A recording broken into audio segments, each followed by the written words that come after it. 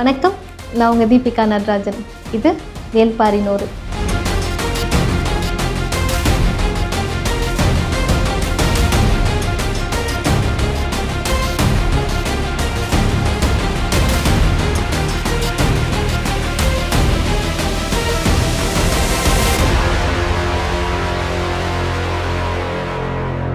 இப்போது பொதுவாக நம்ம ஒருத்தரை பார்க்குறோன்னு வச்சுக்கோங்க.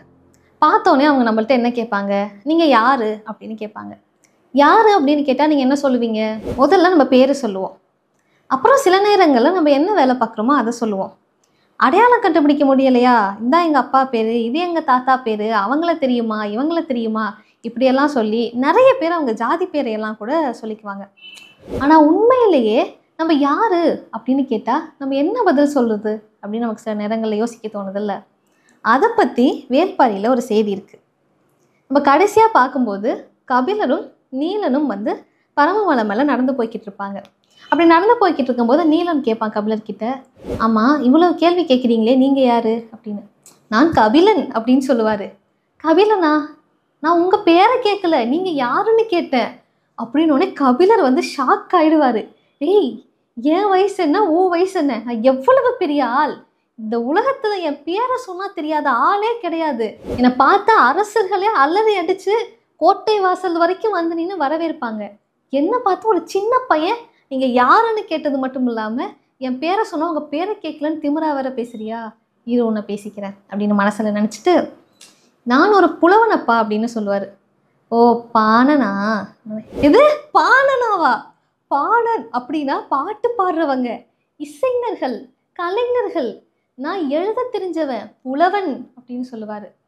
எழுத தெரியறதுனா அப்படின்னு. எழுத்துப்பா, எழுத்து. எழுத்துன்னா என்ன? கபிலருக்கு ரொம்ப காம்ப்ளிகேட்டடான சுச்சுவேஷன் ஆயிரும். சரி தம்பி, இங்கே பாரு, இவ்வளோ சுற்றி மரமாக இருக்கா? ஆமாம் இருக்குது.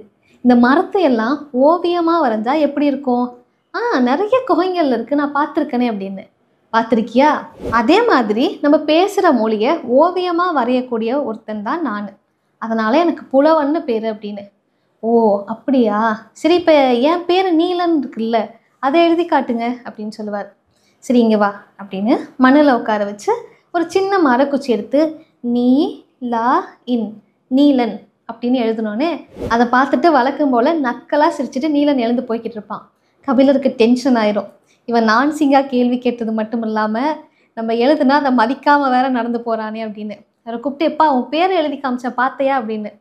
பார்த்தேன், இந்த யானை சாணியில் செரிக்காமல் கிடக்கும்ல ஈக்க குச்சு, என்னை பார்த்தா அது மாதிரியா இருக்குது, அவ்வளோ கேவலமாக என் பேரை எழுதி காமிக்கிறீங்க அப்படின்னு. இதை பார்த்த கபிலருக்கு, யாரா இவனுங்க, மரியாதையும் தெரியல, படிப்பும் தெரியலை, ஒன்றும் தெரியலை, இனி என்னெல்லாம் நடக்க போகுதோ அப்படின்னு சொல்லி அவங்கள பற்றி ரொம்ப கம்மியாக எடை போட்டுருவார். ஆனால் கபிலர் யோசிக்கவே முடியாத நிறைய விஷயங்களும் நிறைய ஆச்சரியங்களும் அறிவும் பரமமலையில் கொட்டி கிடக்குது. அது என்னன்னு தெரிஞ்சுக்க அடுத்த வீடியோ பாருங்கள்.